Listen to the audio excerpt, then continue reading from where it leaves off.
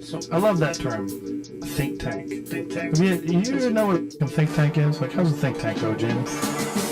Yeah, they got cancel culture nowadays. You gotta watch what you say. It's getting real scary out here. Yeah, I don't think so.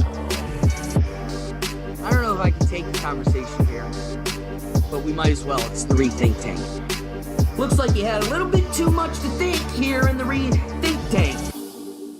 Hey, what's going on, everybody? And thanks for joining us again. We're live, and on this series, you are joining us on you're joining me, but we're a group going down the rabbit hole of these Epstein files and just the things we keep digging up. It's one of those, I can't just be doing this for my own fun. I got to be sharing it as much as I can. This week, we've got, I think, a pretty fruitful episode. Two things that we're going to be unpacking. Firstly, Pam Bondi has given us a lot to unpack, and that's why I call her Spam Blondie, because she's going to go down in history as the most incompetent attorney general ever. So we're going to end the episode with a little blunder she had that disclosed so much for us to work with. So stay in store for that exciting cap to the episode. But we're going to be going down a really Black Mirror-esque rabbit hole to kick us off. I'm gonna shout out to a content creator, Grease Monkey, but the O is an X. Grease Monkey. She kind of turned me on to a concept. Hey, listen, of all your conspiracy theory friends, I kind of take the cake of really living down the rabbit hole. And I got to be real with you, this is one I had not heard before. And her whole position was like, people that really live in the conspiracy world, this is a big one. Hadn't heard it. And boy, did it give me a lot to work with today and unpack. And so I'm excited to present to you all some good stuff that I found. So without further ado, Grease Monkey, take it away. Files has opened the gateway to a lot of conspiracy theories being true. And I mean deep-seated conspiracy theories. And one that most people really don't know about unless you go, you're really, really into, the conspiracy theory community, is this conspiracy theory about a supercomputer that has been available since the 1960s called Deep Blue, which is essentially, the smartest supercomputer think tank box of all time. It is essentially an unrestricted AI computer because, by the way, the government has had AI long before it was introduced into the public. And what they would do is that they would have this team of think tank super geniuses feeding this AI super genius computer questions, again, completely unfiltered, to try to find ways to control the general population. But one problem that they kept coming back to was that no matter what they did, no matter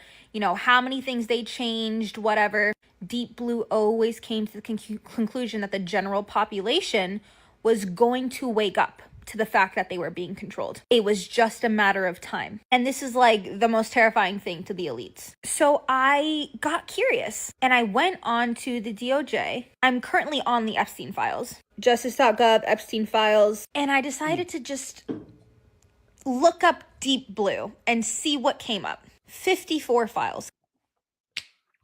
Keep that in mind.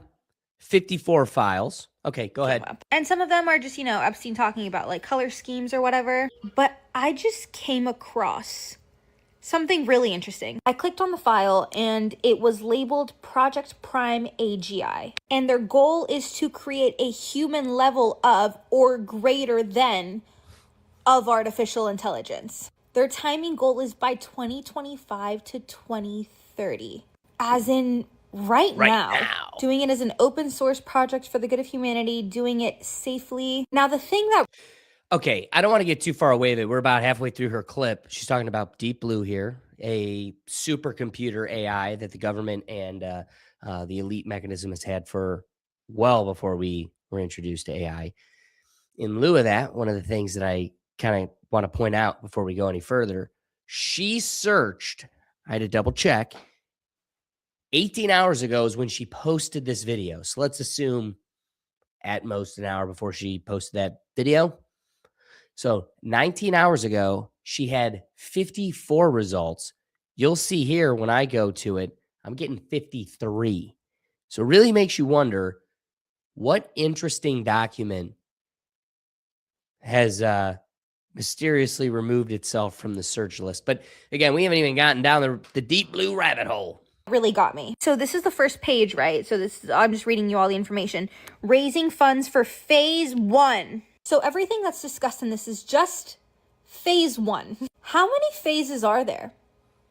Yeah. Well, if it's Epstein file binders handed to 7 Jewish content creators, it's only one. And why are you still talking about that? So it just it just depends on what kind of phase system you're going by. If it's this administration, it stops there. What?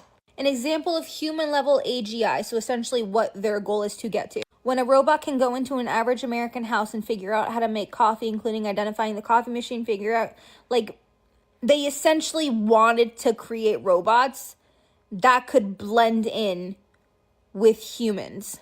There's a section called the Turing test, and it's basically saying a text dialogue AI that is indistinguishable from a human in online conversation. So their goal was to get to a point in AI in where we could not distinguish whether we were talking to a human versus a robot, which, I mean, look at our world right now. I think they accomplished what they wanted. There's also something that's called online. A robot university student test. Dead internet theory. Vast majority of the internet isn't even people. When a robot can enroll in a human university and take classes in the same way as humans and get its degree, then we've created artificial general intelligence. They've distinguished 2 types of AI. So narrow AI is essentially it's trained in its program. So like it can't drive a car. General AI, which I'm assuming was their goal, can in principle learn to do anything a human can learn and more. So is educated, has its own brain. It has a section and it goes, why now? AGI has been the implicit long-term goal of AI research since at least the 1950s. Like I said, guys, they've had AI for a lot longer than it's been out in the general public. This is crazy, guys. This is actually insane.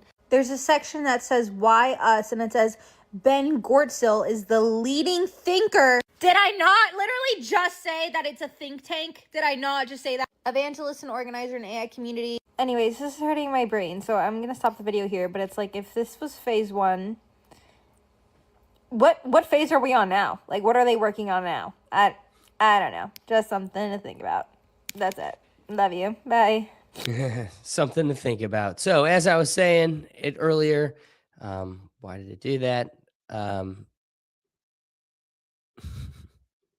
Trying to show this was Grease Monkey that posted that video. So the tone that she set was, or kind of the path she sent me down, was deep blue. All right, so it's this supercomputer AI that they may or may not have been working on well before our knowledge. Okay, so I searched deep blue.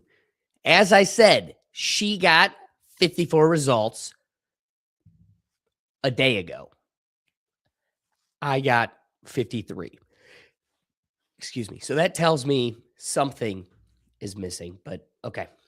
On with the presentation. I go digging. Again, I'm trying to save you time, not having to go through all 54 live here with you. So as I'm going through them, first thing I find, kind of the concept that mostly talks about deep blue, where it comes up the most. Artificial intelligence and the game of the century, Kasparov versus Deep Blue, with Gary Kasparov, Michael Howley, former world chess champion Gary Kasparov talks about where machine intelligence ends and human creativity begins, followed by a conversation with legendary former MIT Media Lab professor Mike Howley. In May 1997, the greatest chess player in the world was defeated for the first time by an IBM supercomputer named Deep Blue. And that's kind of what I've noticed the most through all my readings is Deep Blue's mentioning is always brought up in tandem. This will come up more in the future.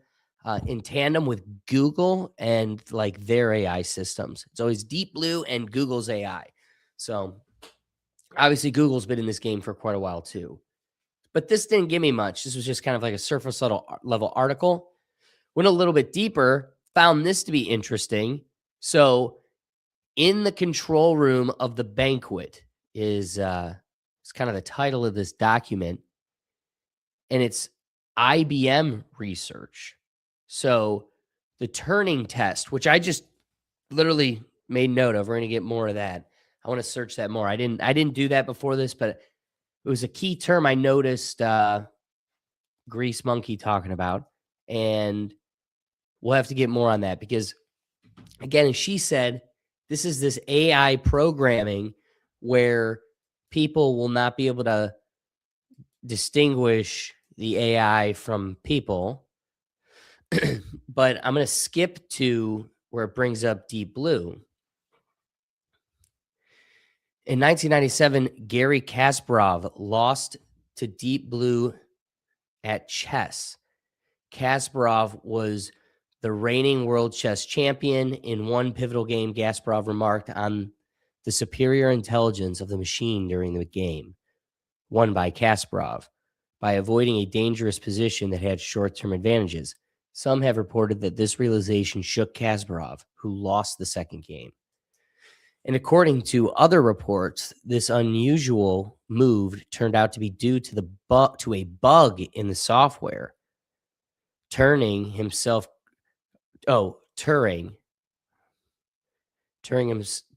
created a paper machine-based chess-playing program, which Kasparov described as a competent player. Beyond chess and checkers are backgammon and other games which machines are good at. The game Go has recently started to succumb to machine play. Away from games, machines have challenged some language-oriented human performances. One of the early examples was Perry, Parry, written by Kenneth Colby and his students at Stanford University.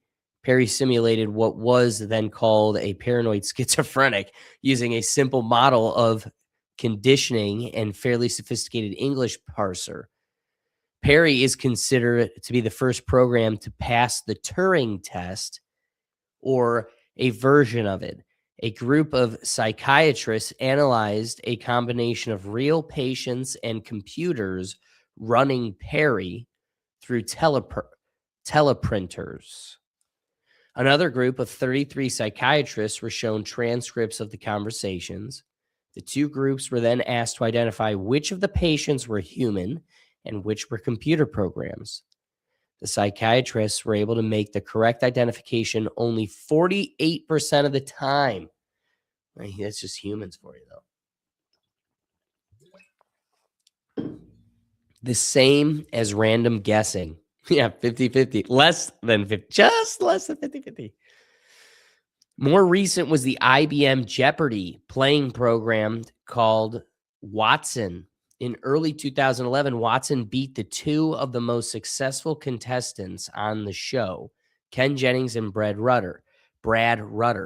Watson was a standalone system with about 3,000 cores, 16 terabytes of RAM, and a pretty large store of encyclopedias, dictionaries, thesauri, newswire articles, databases, taxonomies, and ontologies, some of which Inkwell also uses.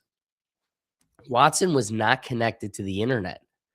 There were many reasons Watson was able to win, some having to do with the Turing test aspect of the problem, but many having to do with hardware and algorithms, for example. Watson was routinely able to exploit the difference between humans and the machinery in response speed when the signal was given that buzzing in was permitted. Watson was able to use the many previous Jeopardy games it was tested with to be able to better predict where daily doubles were, and it was able to do better betting based on game theory. The software used an ensemble approach that combined about 100 different ways to statistically solve the answer, and Watson would buzz in only when there was enough confidence in the early results of the analysis. Okay. In these experiments, it was an ordinary interrogatory and an ordinary person. and a machine, but expert level competitors and performance was judged according to difficult standards. Obviously, that won the turning point test is squarely on one side of the paradox. Okay. Here's what's to take away from this. This is a legitimate fact. So in 1997, a man loses to the supercomputer in chess, and it's like a magnificent feat for science. And people that were calling this and sounding the alarm, not only in 1997, but prior to, were called crazy. It's like that is the theme of this moment. All right, so here's where things get a little weird. This is from Jeffrey Epstein to Ari Gesher. The subject, MDF. I don't know what that's referencing. Jeffrey responds to Ari. I think the immune system might provide useful insights, recognizing self, attacking everything that is not self. Oh, how profound! You are quite the brilliant man. They should write, philosophy courses around this man's writing. So, what was he responding to? Okay, so the big blue is obviously in here. Let me skip to that for us. Okay. The smart toasters emerge. What are we? AGI having trouble succeeding because it is following the scruffy tradition. The question of good benchmarks tasks is haunting AI since its inception. Usually when we identify a task that requires intelligence in humans, playing chess or soccer or Jeopardy, driving a car, etc., we end up with a kind of very smart chess-playing, car-driving toaster.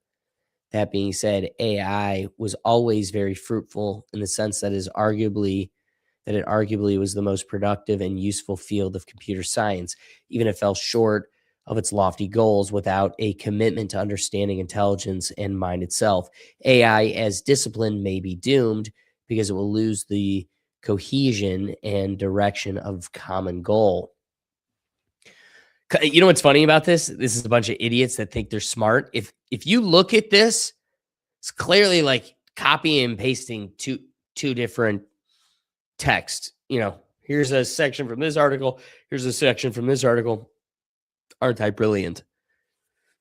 We continue getting to the deep blue concept here. So this now gets interesting and starts to point us towards both MDF and the study of deception. So hopefully we learn what MDF is here.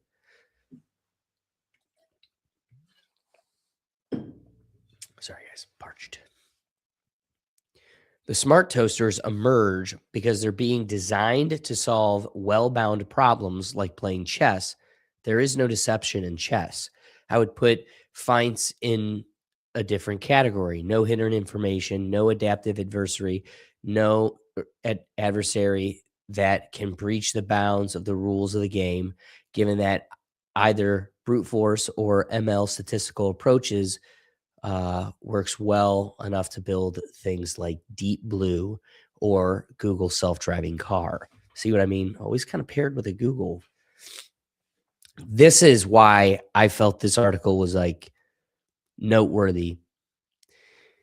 So who is this Ari Gesher, right? Even corresponding with Jeffrey Epstein about this sophisticated AI concepts.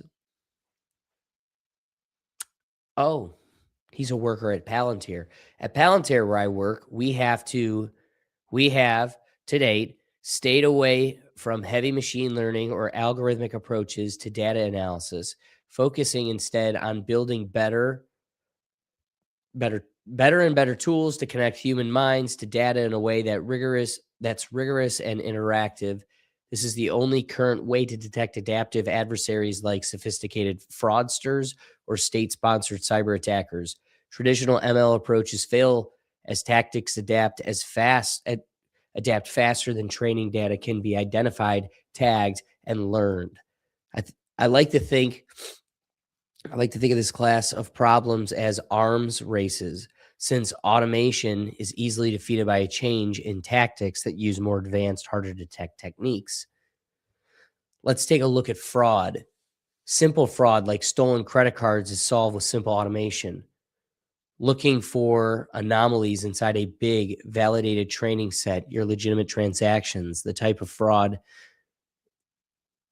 is much more subtle. I'm talking about, the type of fraud is much more subtle. I'm talking about goes something like this. Open accounts under fake identities, use accounts, pay balances, driven up credit lines, hit magic number, max out all cards, write fake checks to zero balances, max cards a second time before checks bounce, abandon the fake identities, go to step one. Instead, the state of the art is to use fairly simple data mining and flag suspicious events with a low threshold, yielding a set of candidate events much smaller than the initial haystack, but containing a relatively large number of false positives. In the above example, we use clustering that looks at caller ID data for calls to the bank. So here's what's funny. They start using, credit card fraud and dangerous anonymous accounts as an excuse for needing to use AI to vet account legitimacy or safety. Our newest innovation is letting the human analyst specify the pattern matching algorithms in this ontologically typed language. Conceptually, two credit card accounts used at the same store to buy the same item within 3 minutes of each other. That is then translated into search jobs on the MapReduce cluster. This allows for a tight feedback loop and hopefully stay ahead of the fraudsters. What I've been noodling on is using a mix of MDS and MDF. These institutions fighting fraud are often combing through terabytes of data produced per day and deep learning to see if you could train classifiers that would not only spot fraud, but be able to see it as their tactics change. It's sort of an interesting twist on the Turing test. Here it is again. An AI detect the signature of a human that's actively trying to evade detection. It's sort of an interesting twist on the Turing test. Can AI detect the signature of a human that's actively trying to evade detection? Lovely. So now I have Josh Bach. I don't know who's Josh Bach, folks. Let's figure him out. So Josh to Greg Borenstein. Let me see. Greg Borenstein, I think, had some significance. There he is. What a nice chap. He's got a .com. Indistinguishable from magic. Yeah, there we go. Shacker.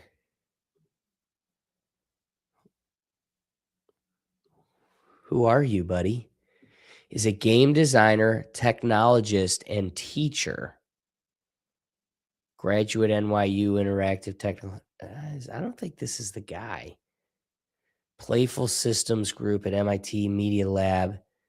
He was the consulting futurist and co-writer for the Minority Report TV show. Okay, maybe this is the right guy. The Minority Report TV show. Where they do predictive technology for predictive crime. Love this. He is the author of the book for O'Reilly about Microsoft Connect, making things see 3D. Yeah, he literally did the Minority Report. That's casual. Deep View. This probably has to do with Deep Blue. Computation tools for chess spectatorship. Oh, wow. It's all one big. Yeah. I think we found the guy. MIT Labs wrote the Minority Report TV show. Deep View, talking about it's got it. This I want to see anywhere on this page. This is a Deep Blue. No. Oh wow, what a CTs. Imagine what we can become. So don't forget to celebrate Black History. MIT Media Lab. No, where's this? I want this article. Article doesn't exist anymore. How'd you know I was coming sniffing, MIT Lab? Let's see if we could search for it. Deep View.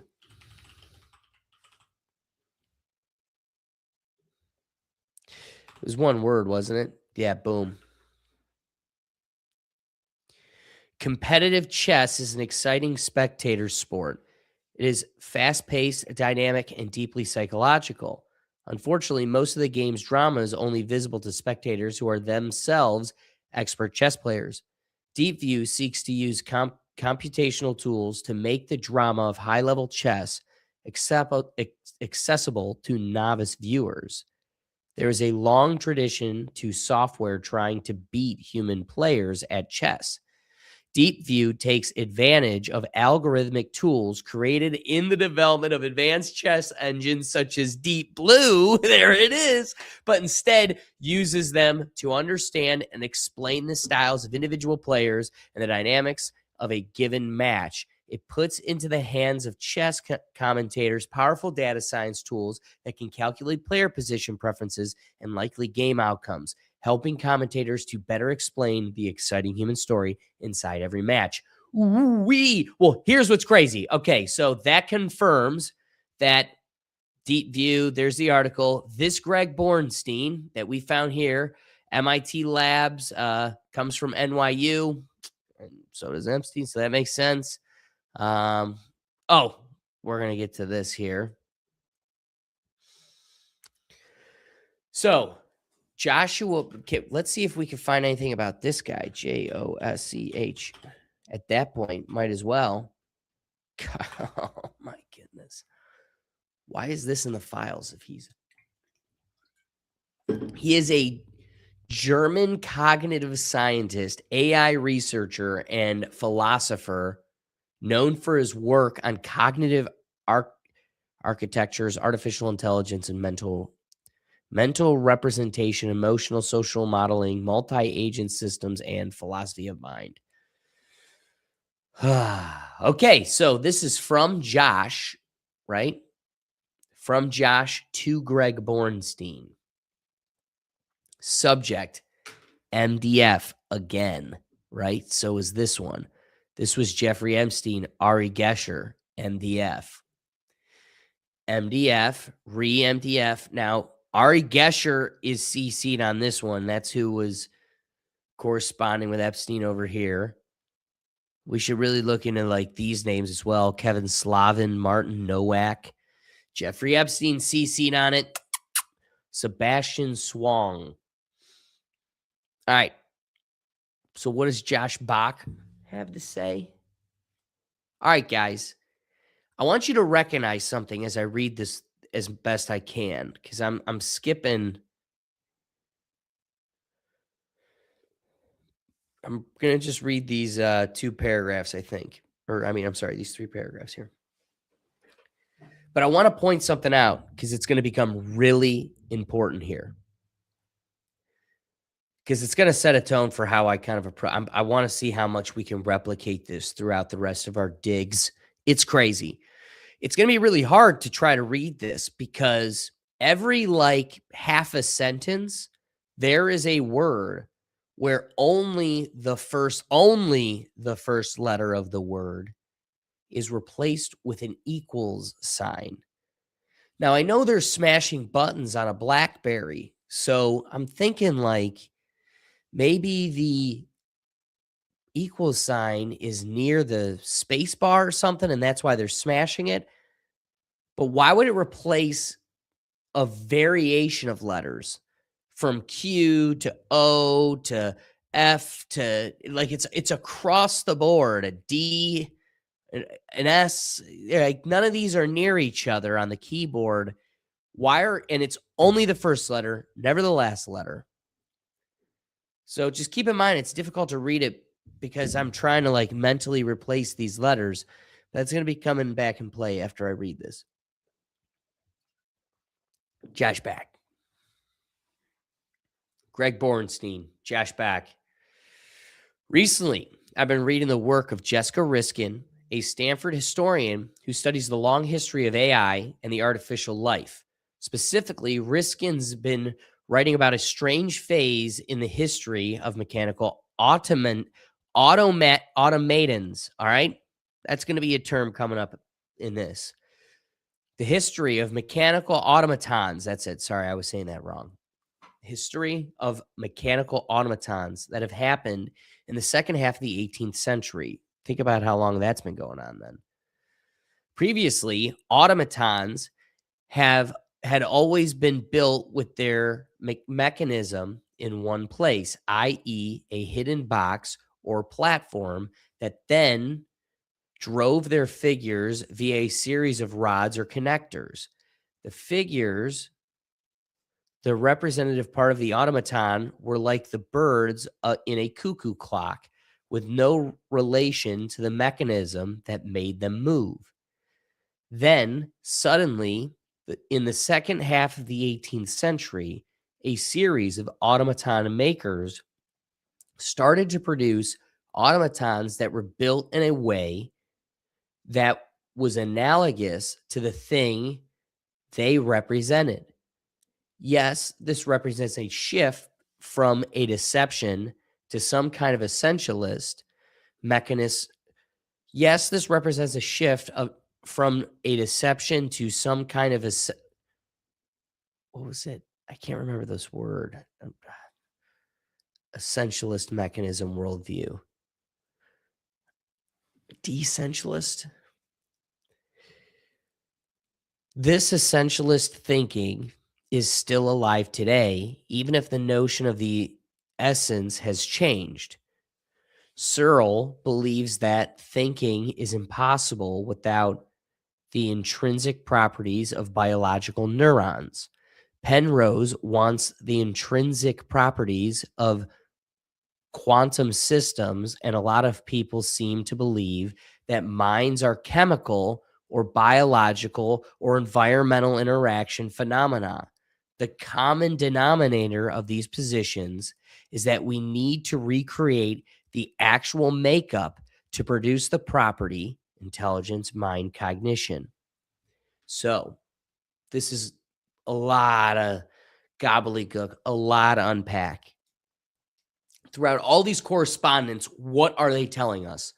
They're building the the Orwellian futures here. This is us reading the past of them building it, developing code of predicting, measuring, steering, guiding, controlling minds organically and digitally. Now we want to put it in implementation to create systems to actually carry that out now that we've kind of mapped it in its entirety. That was really difficult to read because, like I said, there's this weird thing going on. So now let me bring you into the fold of something that I thought was honestly one of the more interesting aspects to this journey. So I'm like, there's just something going on with this code, you know? I just something felt weird about it. Okay.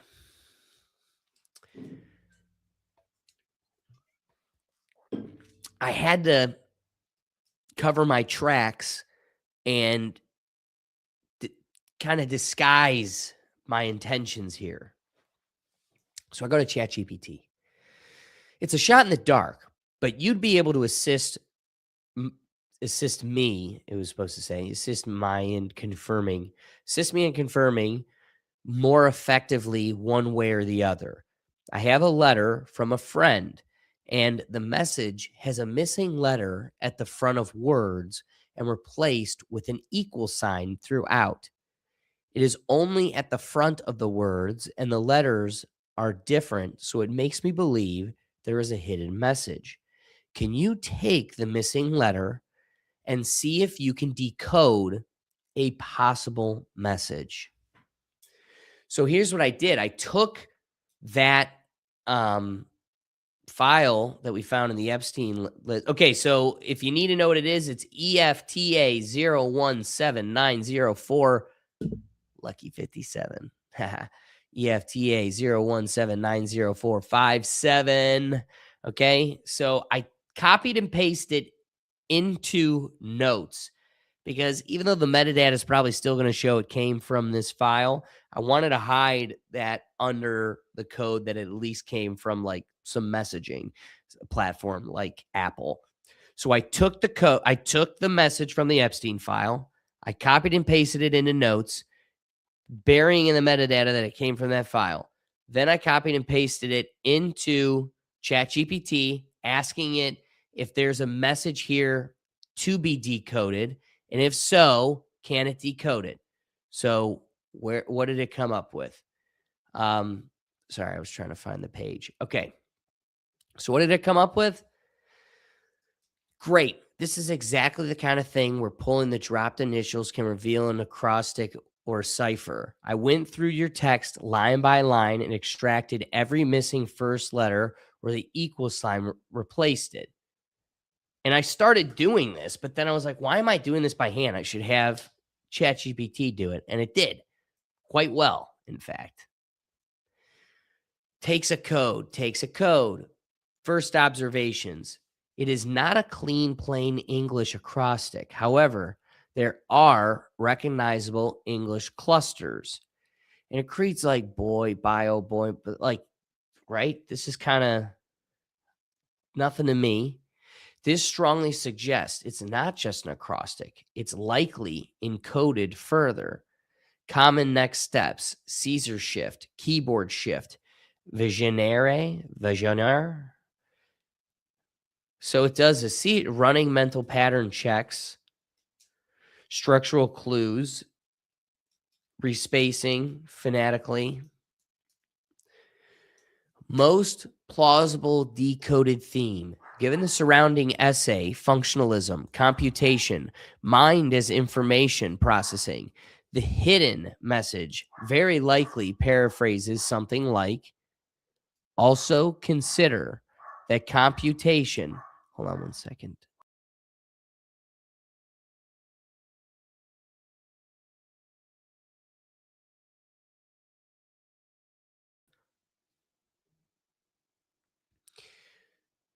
Given the surrounding essay, functionalism, computation, mind as information processing, the hidden message very likely paraphrases like, also consider that computation creates mind from information patterns.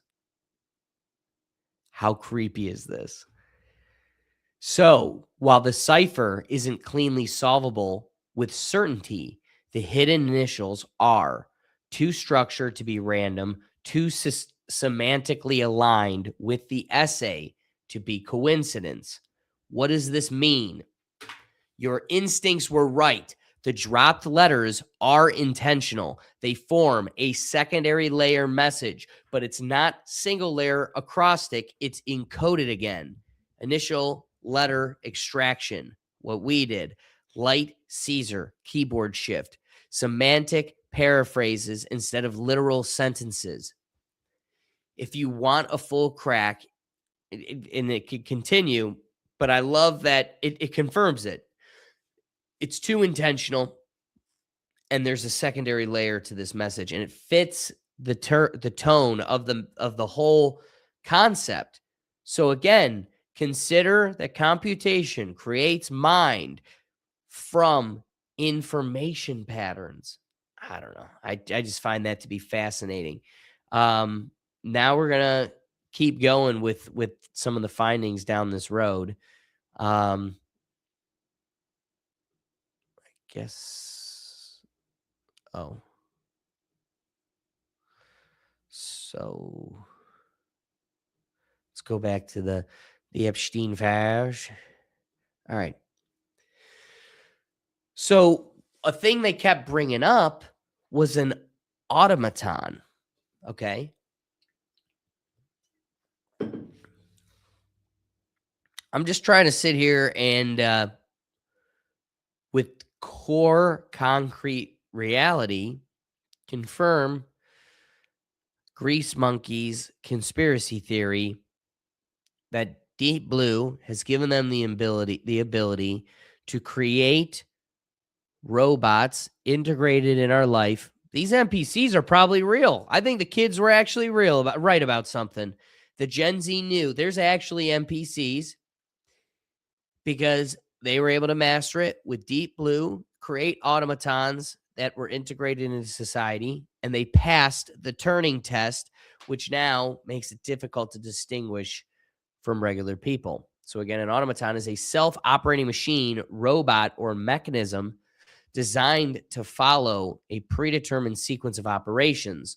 So when you go back to this, they're talking about these automatons that were built in a way that was analogous to the thing they represented.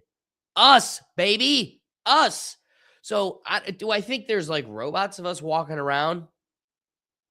No. But what they definitely could have did master, is creating bots online that have totally impacted our society in more ways than we even can see. And the dead internet theory is only confirmed by this whole consideration. You have over half the internet is just bots fighting amongst themselves, causing chaos. So what is an automaton? One thing I do want to point out, I was able to have that entire exchange with ChatGPT. ChatGPT was able to decode this message, and it reconfirmed everything that we thought when we see these random equal signs at the beginning of every word moving along so I wanted to reconfirm, can Grok confirm or deny, is this just like AI psychosis, or can Grok also be like, yeah, no, I'm seeing the same thing? Go to Grok, did the same thing. Can you do this for me? Oh, yeah. Classic acrostic style, hidden messages. Love to do it. Let's do it. Grok refuses to do it. I've been trying to do it all day. So ChatGPT was able to decode the message within the Epstein email. However, Grok gives me the spinning wheel of death for quite some time. And it makes me fear that it's because it doesn't want to report what the message is, or it's coded not to assist in these types of considerations and or endeavors. Boom. There we go. Took quite some time. Grok was unable to reply. Something went wrong. Who knows? Who knows? So last bit on the Deep Blue run here. Ed's talks at Davos. Remember, that's where the World Economic Forum's meeting at. Something that I find very interesting.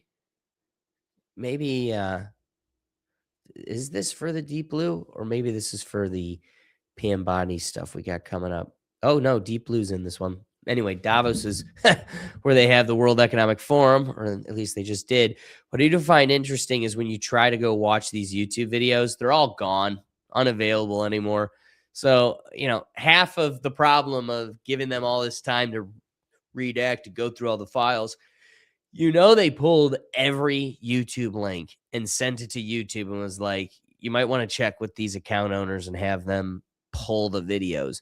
So anywhere in the Epstein files where you want to go watch well, not every time, because we did get that weird, creepy Jimmy Kimmel video the last time. So I guess they didn't get them all, but I've been running into a lot of YouTube videos you can't get to anymore, which is just peculiar. But moving on with the big blue subject, Ed's talks at Davos.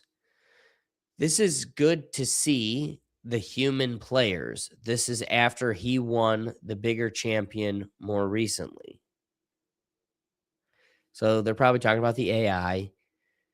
There isn't one as good as his talk at MIT, but it's pretty good. Can we watch this one? Yeah, that one's removed too. Convenient. Key thing is that AlphaGo is creative and intuitive.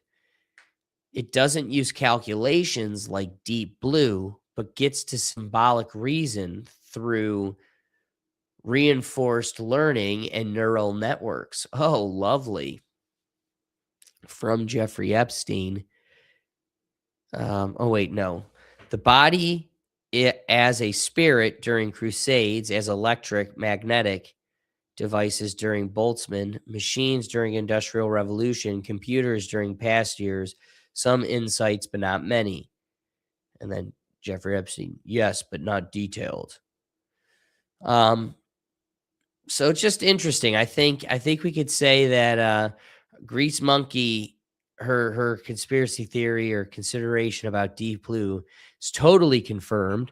And if anything, we should be even more concerned about the missing document where she searched a day ago and there were 54 options. And now I'm trying to go through and look again, and I'm only able to come up with 53 options, results in the search. So now let's get to Spam Blondie and close out the episode here. I'm sure you've seen them. If not, you do live under a rock, and that's why they're able to get away with eating children in the way that they do. But Pam Bondi was testifying in front of the House committee that is kind of pushing these Epstein files and disclosing so much. And she kind of made a fool of herself, which she's pretty good at doing. And the majority of it was around the fact that she got caught. They're all getting caught. They're getting caught lying and they're making fools of themselves. The biggest one that is irrefutable, and you're not going to get this on Fox News or CNN where you're getting your basic cable. But there was a moment where Thomas Massey was able to just directly call out Spam Blondie. And behind him is two sets of information. The one over his right shoulder, our left, is a poster that has all of the victims that were victims of consideration, needing protection, that testified or in some way were a valuable asset to the investigation. And literally the document itself indicates that there are victims requiring protection. And don't forget bug-eyed Kash Patel telling us that the reason he didn't want to even indulge in presenting transparency to the public was because he didn't want to put victims in danger again. Well, that's literally the whole list that's a giant list of victims, except one person is redacted. Then you see Thomas Massey pointing to another document to his left, our right, entirely redacted. And the one just immediately over his left, our right shoulder is another one.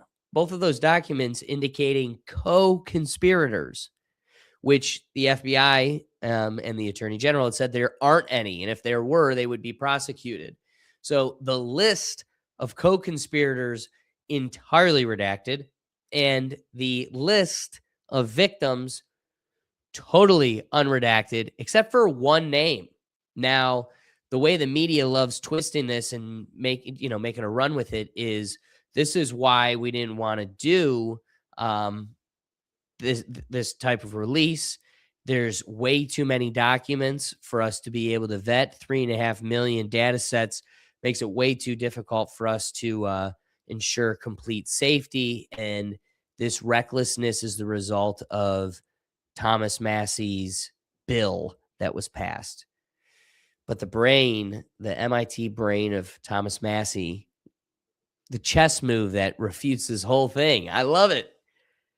That cannot be an argument they use in this situation when a single name is redacted.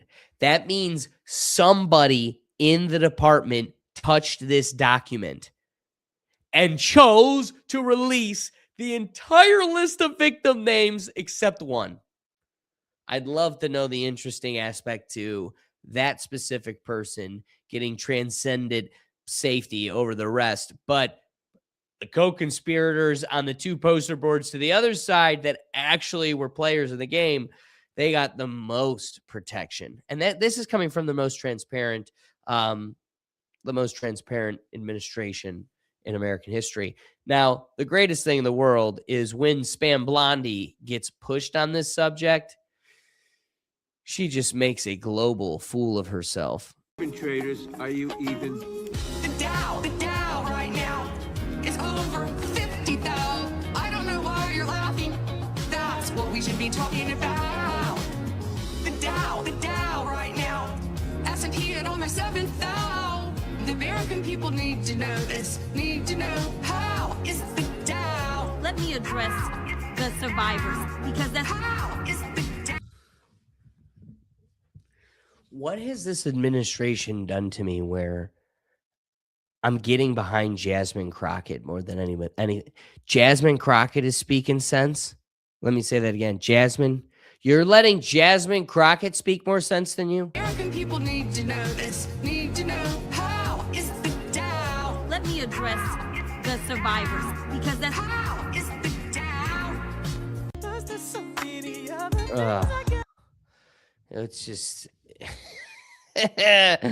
let it burn.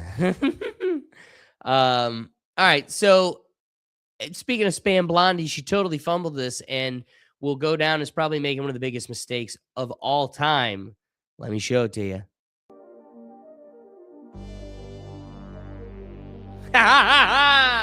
So as she's testifying, somebody, one of the cameras, catches a side angle of her folder having a document of key searches. Okay. Now, the Republicans are loving this because they're saying Jayapal Pramila, who's in Congress, they have key documents that this person searched that, you know, I guess is incriminating to them and who they're protecting. It is funny, though, that it doesn't do any good for them either because they're also doing nothing with it. So I want to keep a keen eye on this document because we're going to go through these, and some of them are, I just clicked 2 of them the other night, and they were incredibly, I guess, interesting. Just we're going to go through them. So that's why I was like, let's save these for the show. Displaying now the first one. Come on. Okay. So the one that they had circled, okay, or underlined, I love the torture video. This has come from Salayam, and it was sent to Epstein. This is crazy, right? Is that 8624? Oh, no. 8624. Oh, you know what? I think I just searched I searched his name later in it. This is me finding a conversation between Sultan Ahmed bin Salayem and we don't know because it's blocked out for whatever reason. I think it goes top to bottom. Dear Jeffrey, I'm planning to travel to Santa Fe this evening. We will stay at a hotel. I would love to come and see you tomorrow. Will you be there? Maybe cook something. This is my cell. This is my US cell.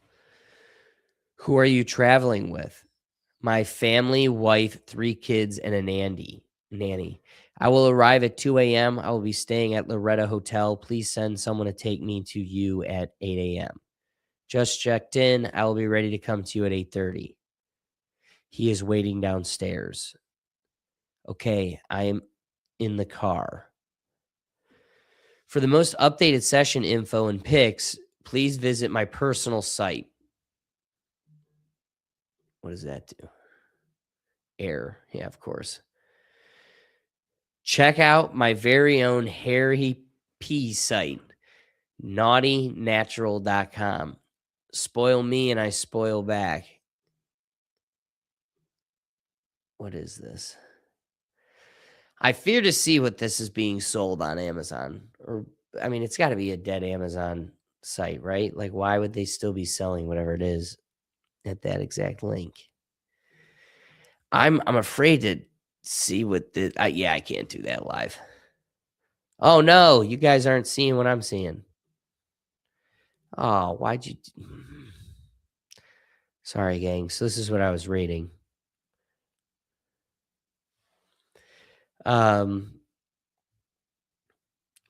Sent you an email from my private email, tail number. So, that's about it on the naughty list. Let's do I have 2, 3, 1?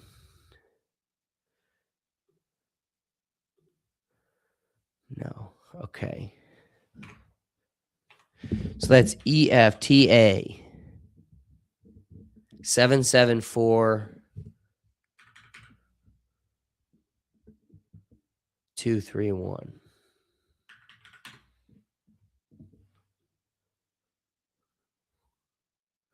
I've noticed that her list drops the zeros, so it's not easy to search. Ha! Yeah. Kiss my butt.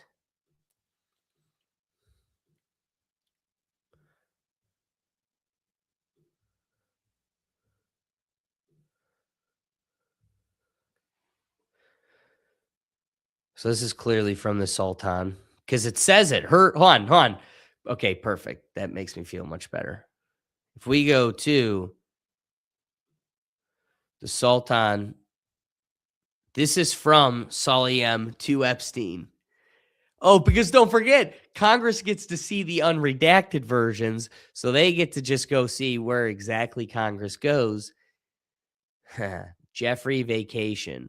I am in China. I will be in the U.S. the 2nd of May. Where are you? Are you okay? I loved the torture video. Wow. That's our people. That's who we like to protect. All right, let's go back to this. What's the one on top? New Brazilian just arrived, sexy and cute, 19 years old. That's disgusting. Thank you for a fun night. Your littlest girl was a little naughty. That's disgusting. Thank you for a fun night. Again, your littlest girl was a little naughty. Yuck. From Kira Dictator to Jeffrey E. I found at least 3 very good young. We was so tired. I will cover up this week. Meet this one, not the beauty. But it's tough to read. It's like it gets blurry. Likes her a lot. So and so likes her a lot. Epstein victim list, all redacted. I don't think so. So let's search that one.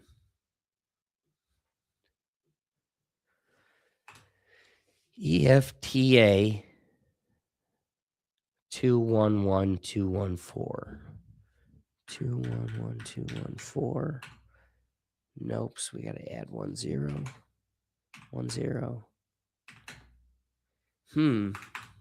Totally off our website, I think. 211214.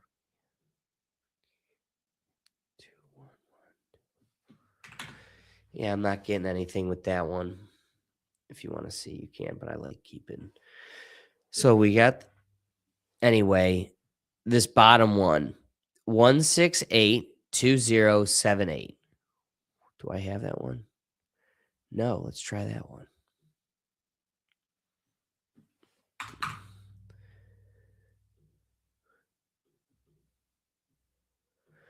One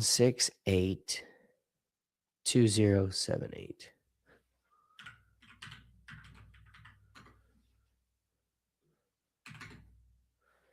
There's a 0 in front of that. Oh, we got something. We're cooking with fire. It's actually just what she's got showing there. So, what do we got here? He's at the center of it all. Leslie Groff, Richard Kahn, Harry Beller. That's a creep if I've ever seen one.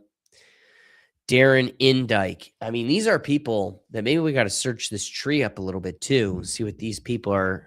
I mean, Harry Beller is the accountant agent for Jeffrey Epstein. Richard Kahn is an authorized agent.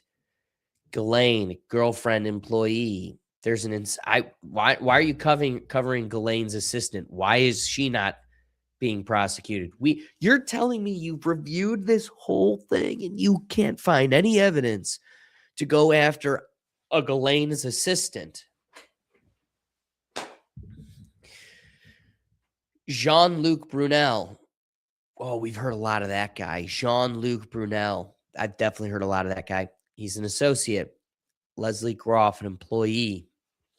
Who's the other employee girlfriend that gets the same denomination as Ghislaine but isn't sitting in a cell just like her? But I got nobody in this file. 1, 2 more employees, 3 more employees, 4 more employees. These are good guys. Okay, so day of arrest. Leslie Groff didn't.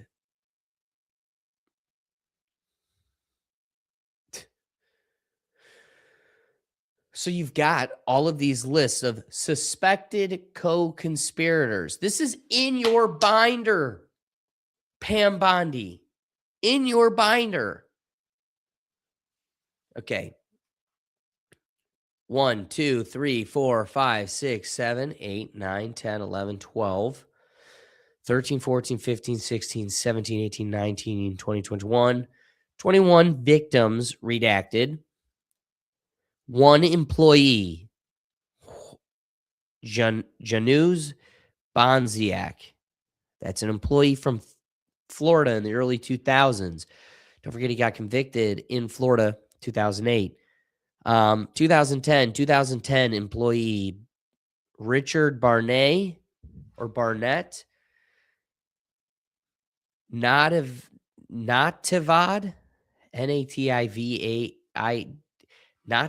Nativadad, Ruperez, employee 2010s. Maria Alessi, Juan Alessi, employees from Florida in the early 2000s. All I know is there's another suspected co-conspirator / victim, redacted, purportedly recruited.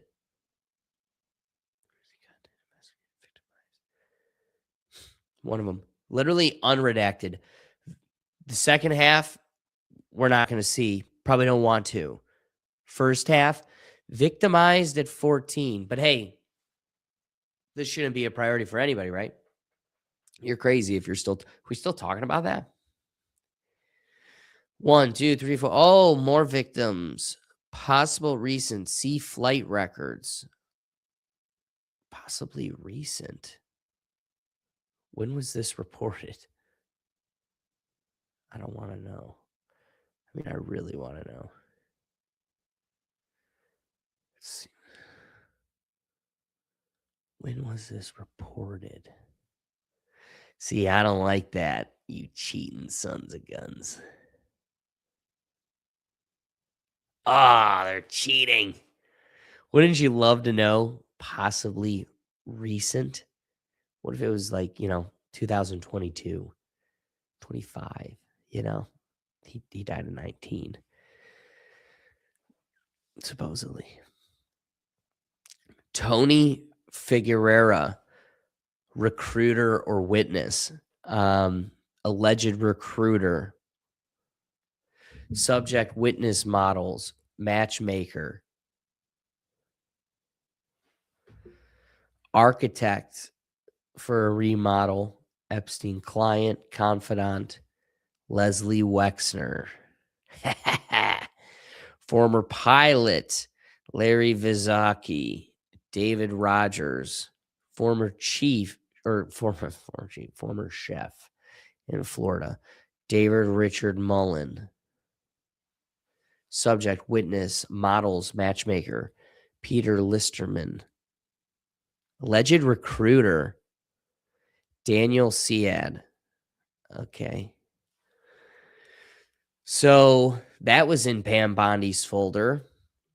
That's the one we see there at the bottom.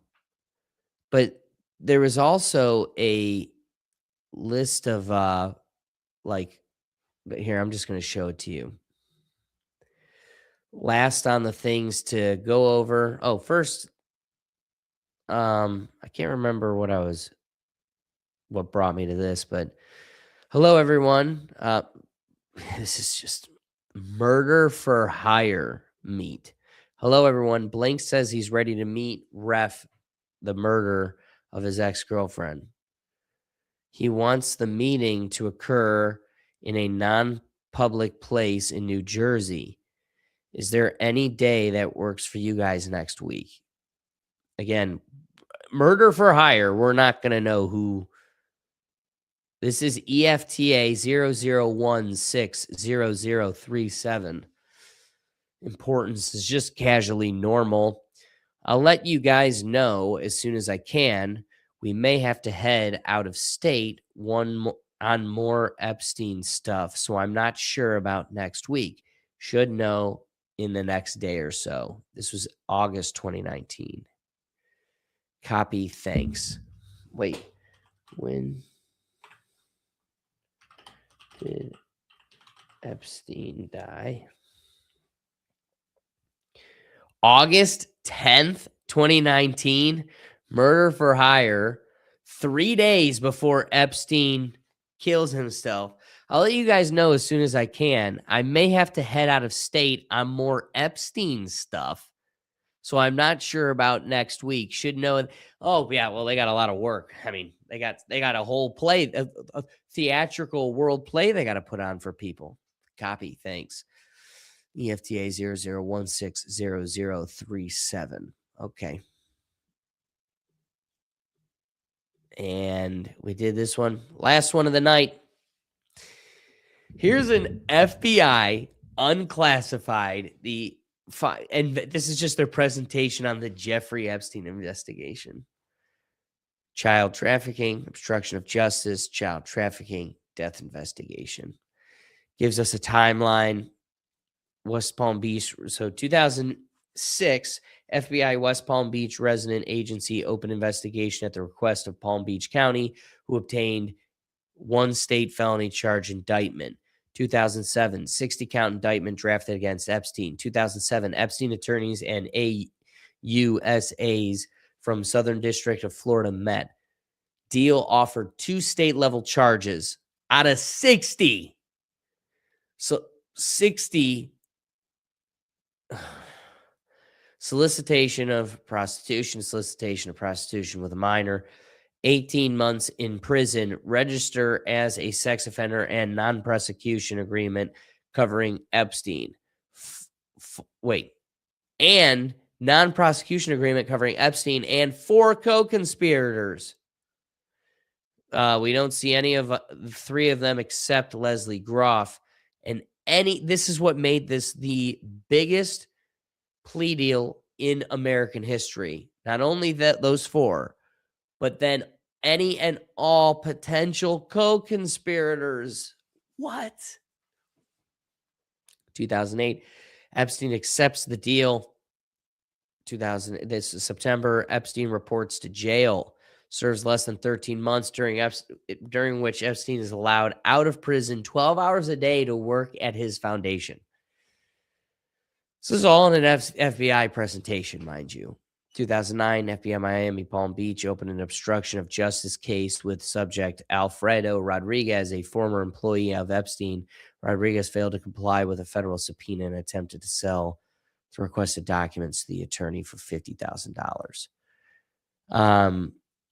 Just keeping on going. I mean, 2019, don't forget it. He died in August. So July, 9 East 71st Street, New York, 2 items seized, a blueprints and a tablet.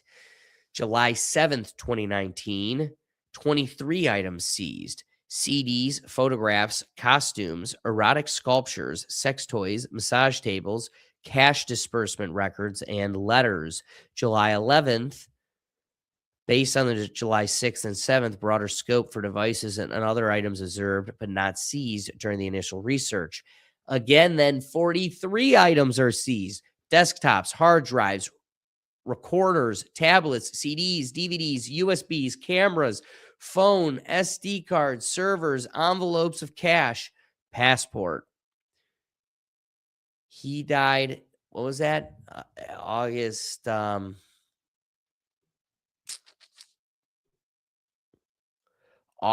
10th. Okay, August 10th, 2 days after he's done his thing. August 12th, 48 items seized. Servers, surveillance systems, phone systems, CDs, DVDs, hard drives, desktops, laptops, tablets, logbooks, employee records. Yeah, but there's nobody helping him. It was just a lone thing. Photographs, cameras, remodeling documents, blueprints, password lists. 4 additional search warrants were obtained for items, devices, or binders seized during the execution of these search warrants. All warrants are scoped between 2002 and 2005. Victims were paid in cash. What? Between 2007 and 2011, over $21 million was transferred from Epstein's accounts to Maxwell's accounts and then promptly moved to other accounts associated with Epstein. Approximately $17,000 in cash was seized during execution of search warrant on 9E. That's that spot in New York. Highly responsive material, 85 gigabytes breakdown. Over 1 million images and videos were extracted from Epstein's devices. Approximately 34,000 were marked responsive. Approximately 15 to 20 images of CSAM, less than 1% not self-produced. Approximately 90% of the files are adult P, adult erotic, age difficult P, and erotic. Approximately 9% of the files are personal or generic internet images. The was identified initially in Griffi, a forensic tool used to analyze digital content, and identified the images as known series. Images, now look at this whole page redacted, some of these images. Yep, got him for this trafficking and conspiracy to do so.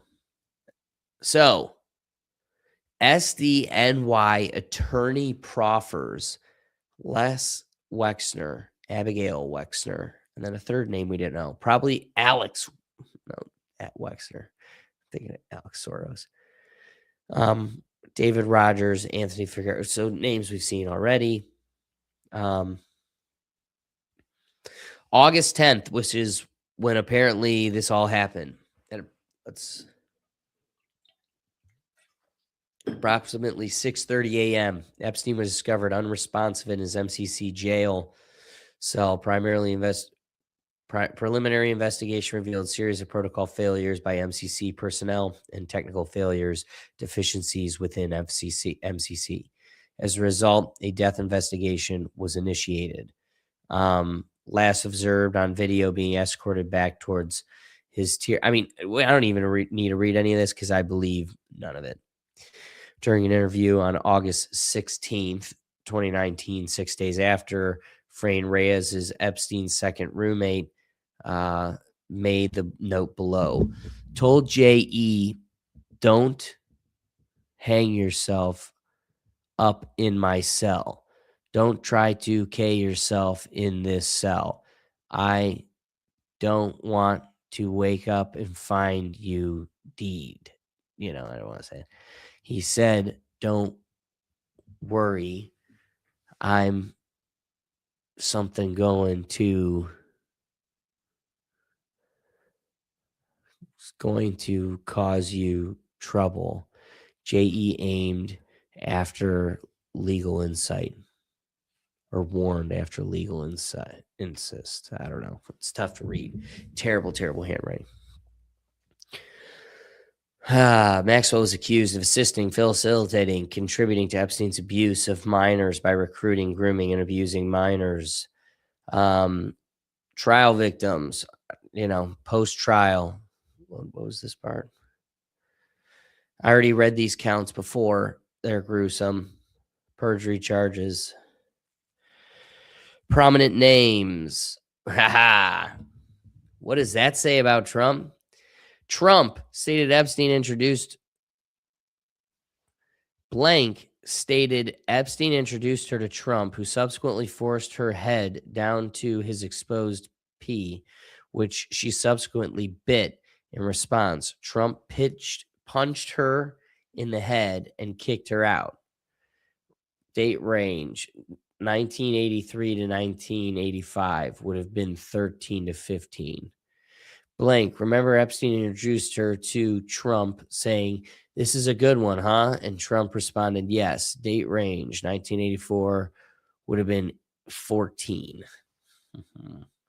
Weinstein stated she gave Weinstein a massage during which he fondled her. Oh, man. I'm not going to go into these details because they're gross. Glenn Dubin, just Prince Andrew. This is an FBI briefing, but they have no one to go after. Bill Clinton, not a victim in the Epstein case, claimed she was invited to an orgy with Clinton, but did not attend. Alan Dershowitz, Howard Lutnick, Trump's right-hand man right now, standing up against all this. This is the FBI report, by the way. Simon Andrines reported that Lutnick made his money through Ponzi schemes and money laundering. Lutnick and Epstein were neighbors, and Epstein sold Lutnick a home for $10, which was then sold for millions. Oh, cool. William Barr, Leon Black. So gross. Les Wexner again. Misconceptions based on review of evidence and victim statements. No orgies or threesomes took place, which involved two men. What? Victims were not held captive. Epstein did not regularly prostitute the victims in exchange for money. No, he was just trying to get people in trouble, bruh. Passport for Republic of Australia under the name Marius Robert. Oh, let me write that down. Fake name. Marius Robert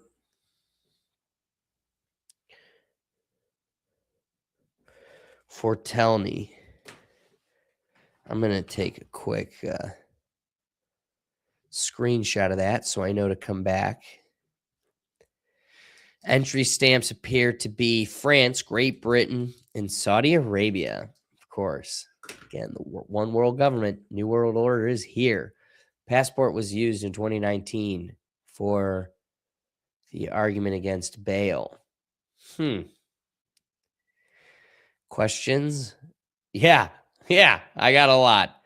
Well, what does that tell you? We're barely scratching the surface. We got a lot more questions than we got answers, but boy, do we uncover a lot. just this first week. So we're going to be getting at least 2 episodes a week. So guys, hang in there. Next Wednesday, we're going to do it again. I'm going to do a lot more digging it up until that point. So if you got terms, concepts, ideas that you think we should do, I'm going to be hunting down my two buddies here. So give me terms, names, ideas that you want me digging down, and we'll go through these files and see what we could dig up. Otherwise, guys, I just appreciate you joining us. We're here. We're going to be doing this show Wednesdays and Saturdays, but we got a whole bunch of shows like the Rethink Tank live, our live show on Tuesdays at 7 p.m. Well, now 8 p.m. Eastern time. But I want to push you guys to join us tomorrow, Sunday. We got our Rethink Actions. Take a break from all the social and political chaos and just wake up, have a cup of coffee with us, and have some laughs. A little break from it all. But the reason I'm pushing it more than anything is because tomorrow is our Sunday football review finale. We've had a great football season, a lot of fun talk, and there's some really good stuff to get excited about for our finale. So please be sure to join us. And otherwise, guys, if you're looking for one central place where you can find all of this, our podcast, the live show, and all this great content, you can find everything at our website at www.rethinktankpodcast.com. Otherwise, guys, we appreciate you joining us, and we'll catch you next week.